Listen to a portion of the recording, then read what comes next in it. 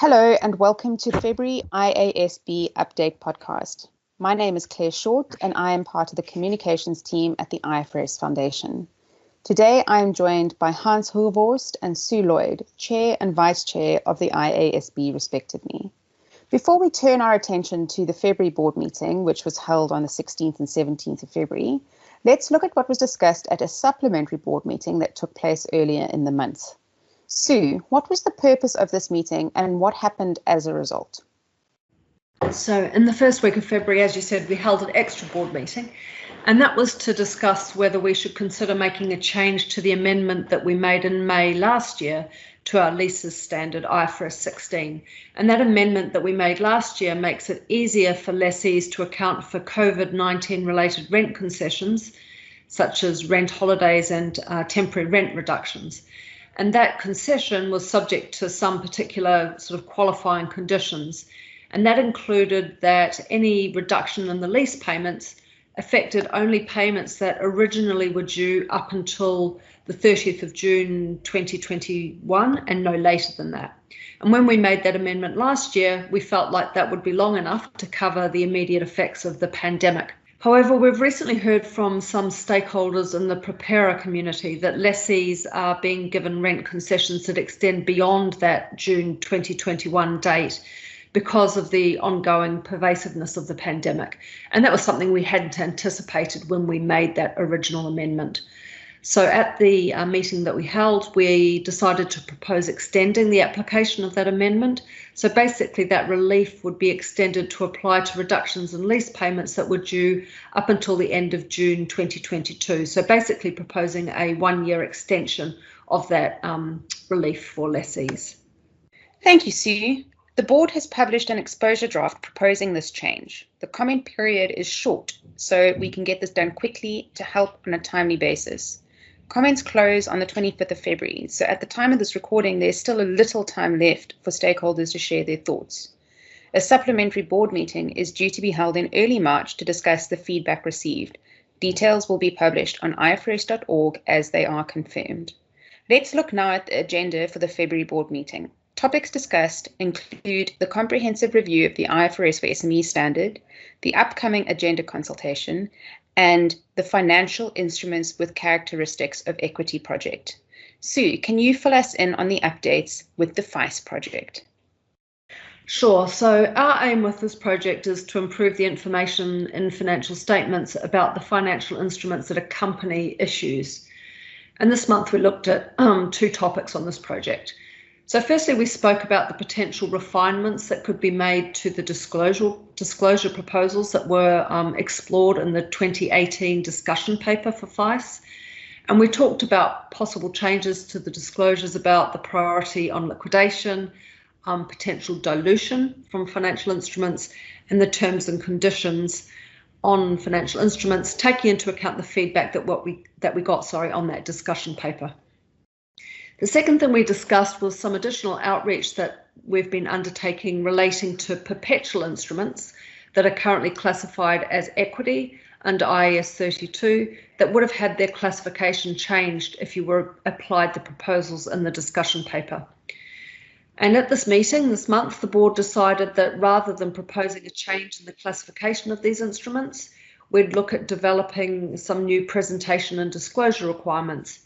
And basically, we want to make sure that the information provided about the characteristics of these instruments are explained so that it's clear that they're different to sort of simple equity instruments, and in particular to highlight the fact that usually in normal circumstances, these instruments actually result in payments being made by the issuer that look pretty debt-like, so they're not normal equity instruments.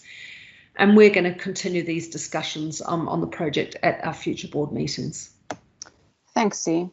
Hans, the next topic under discussion was extractive activities. Can you fill us in on the developments with this project, please?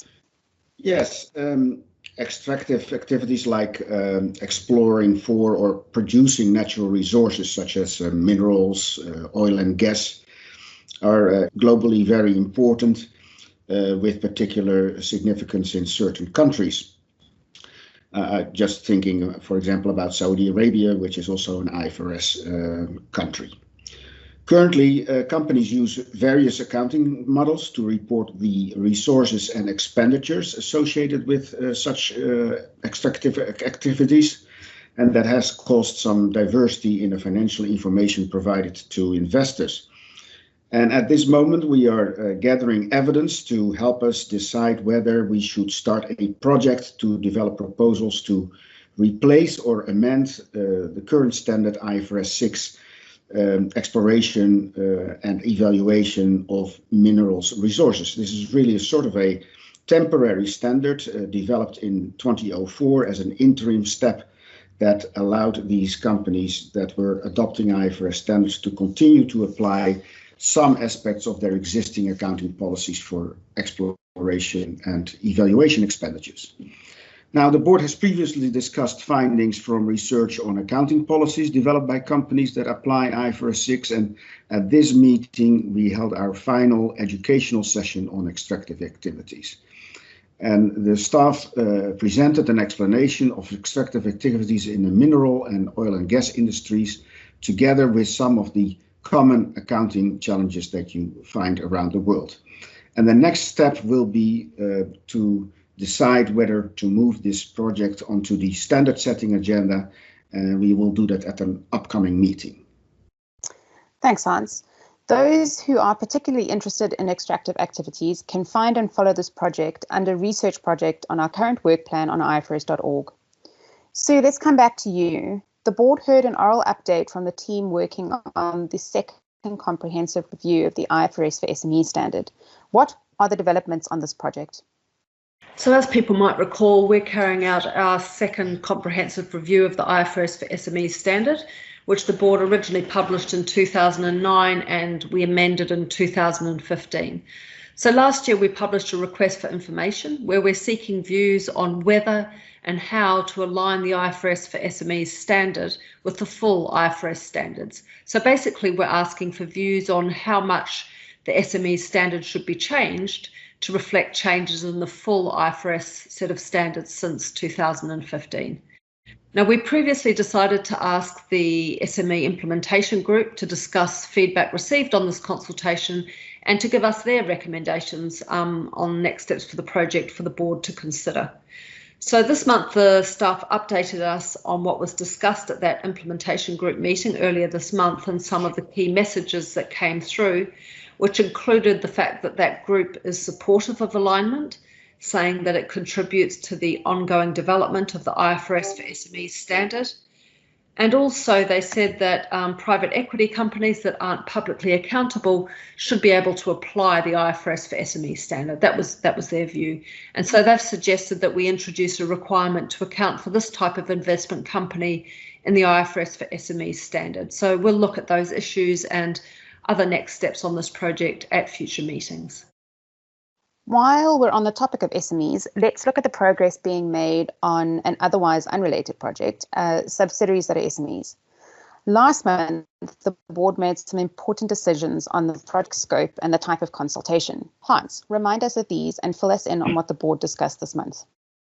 Okay, well, so the objective of our subsidiaries that are SMEs project is to develop an IFRS standard that permits this specific type of company to apply recognition and measurement requirements of full IFRS standards, but then with reduced disclosure requirements. In other words, the proposed new standard would give subsidiaries of parent companies that prepare their financial reports using IFRS standards the option to provide simpler and less costly disclosures in their own financial statements, consistent with their status as an SME. And the proposed new standard will only apply to those subsidiaries that are not listed on a stock exchange. And those subsidiaries will also have to meet our definition of SMEs as set out in the IFRS for SME standards. Investors in this type of company are typically creditors and lenders, and their need for disclosures are different from the needs of investors in listed companies. For example, they can often get additional information from the parent company or from the bank directly. And therefore, there would be no problematic information loss if the subsidiaries provide some simpler disclosures than they do currently. And this month, we rounded up, we discussed due process steps ahead of publishing the exposure draft. And the board decided that we were satisfied that the staff have complied with the applicable steps, due process steps, and we have given them the green light to begin drafting the document. And finally, we decided on a 180-day comment period for this consultation. Thank you, Hans. Another upcoming milestone is the commencement of the board's third agenda consultation. What was discussed at this month's meeting? So the primary objective of the agenda consultation, which indeed we will do now for the third time, is to seek public comments on, first of all, the strategic direction and balance of the board's activities, the criteria for assessing the priority of financial reporting issues that may be added to the board's work plan, and any financial reporting issues that should be given priority in the board's work plan. We have already finalized the content of our request for information, what we call RFI, and this month the board confirmed that it is satisfied that the staff have complied with the applicable due process steps, and we gave them the go-ahead to begin drafting the RFI, and we decided on a 120-day comment period for the consultation. Thank you, Hans. And that wraps up our discussion from the February board meeting. There are a couple of other developments from the past month that we'd like to bring your attention to. First, we recently published the final amendments to IAS 1 on accounting policies and accounting estimates. And we've also published a couple of requests to academics, encouraging them to carry out research on the post-implementation reviews of IFRS 9, IFRS 15, and IFRS 16. There's plenty more information on this topic on our website, so please visit ifrs.org if you're interested in getting involved. And that brings us to the end of another episode of the IASB Update podcast. Thank you, Hans and Sue, for joining me today, and thank you to our listeners for tuning in. You'll find all past episodes of this and other podcasts on our website, on YouTube, on Spotify, and on your podcast player. If you have any comments or suggestions for the podcast itself, please email me on communications@ifrs.org. Until next time, keep well.